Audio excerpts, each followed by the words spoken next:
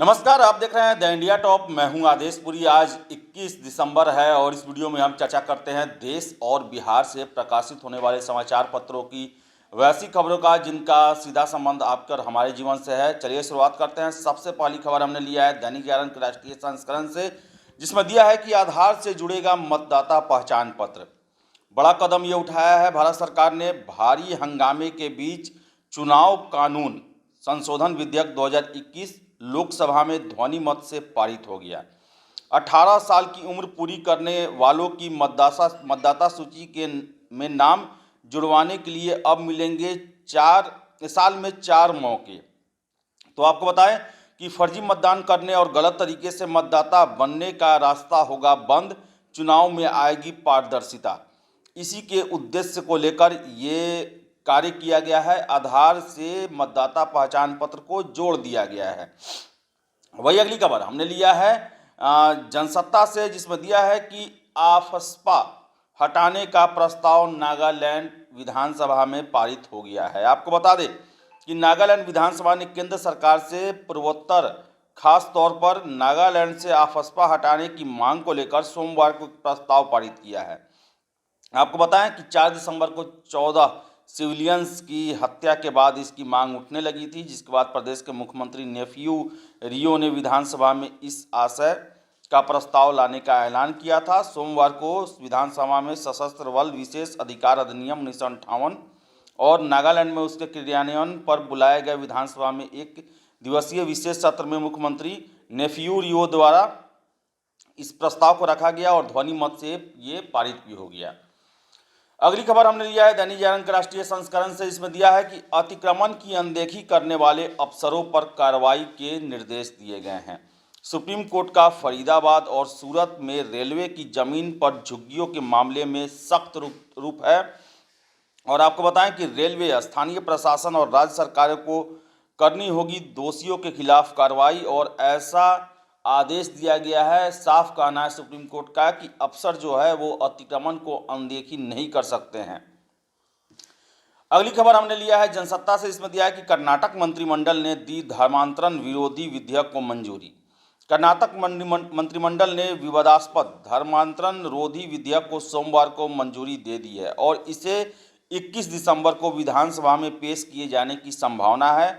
आधिकारिक सूत्रों ने ये जानकारी दी है जनसत्ता पेपर को।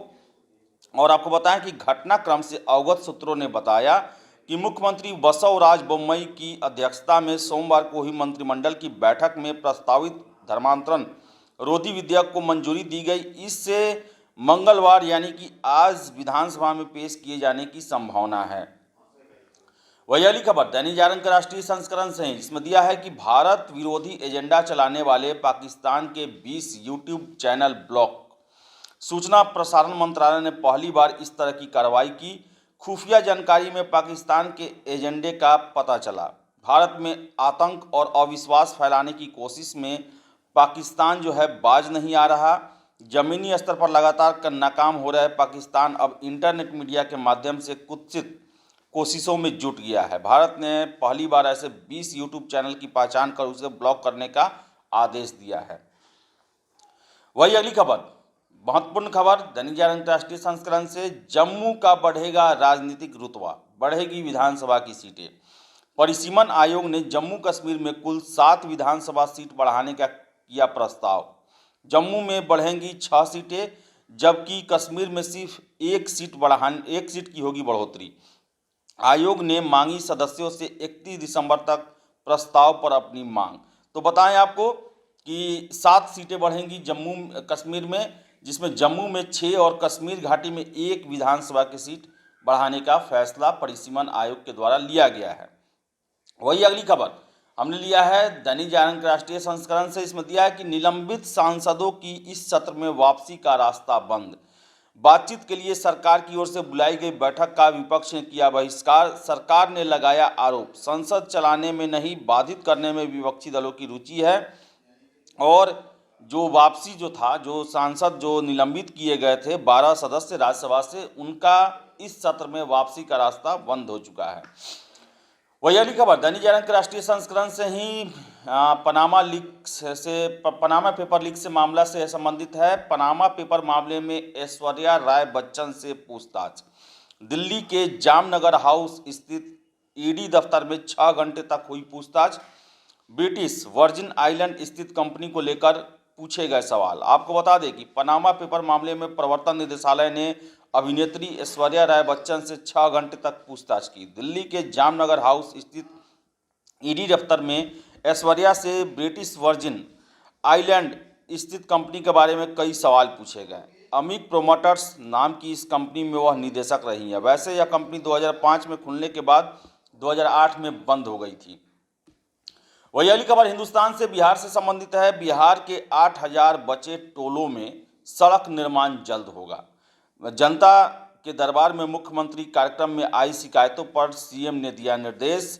आपको बता दें कि राज्य के 8000 उन टोलों को जल्द पक्की सड़क से जोड़ा जाएगा जो इस सुविधा से अभी तक वंचित हैं। राज्य सरकार ने इसका सर्वे करा लिया है। इसके लिए 9000 किलोमीटर लंबी सड़क का निर्माण होगा। वही अगली खबर दैनिक जागरण से हमने लिया है। इसमें दिया है कि आयोग से अनुमति मिलते ही शुरू होगा शिक्षक नियोजन। 12,495 पदों के लिए काउंसलिंग का नया शेड्यूल घोषित कर दिया गया है। 17 जनवरी से 28 जनवरी तक होगी काउंसलिंग। अनियमितता की शिकायत मिली तो पर रद्द होगी काउंसलिंग। 1368 प्रारंभिक शिक्षक नियोजन इकाइयों में के लिए होगी ये काउंसलिंग और 17 से 28 जनवरी तक लिया जाएगा। वही अगली खबर हिंदुस्तान से, बिहार में तीसरी लहर से निपटने की पूरी तैयारी। मुख्यमंत्री ने कहा राज्य में कोरोना के नए वेरिएंट ओमिक्रॉन का एक भी मामला अभी तक नहीं आया है। और इसके साथ साथ मुख्यमंत्री ने यह भी कहा कि शराबबंदी पर पुनर्विचार असंभव है।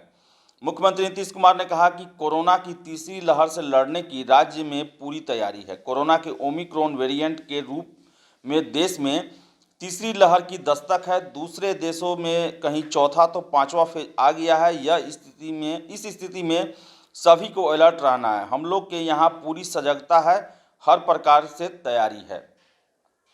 वही अगली खबर प्रभात खबर से हमने लिया। इसमें दिया है कि दिन भर आंदोलन के बाद रात में काम पर लौटे जूनियर डॉक्टर।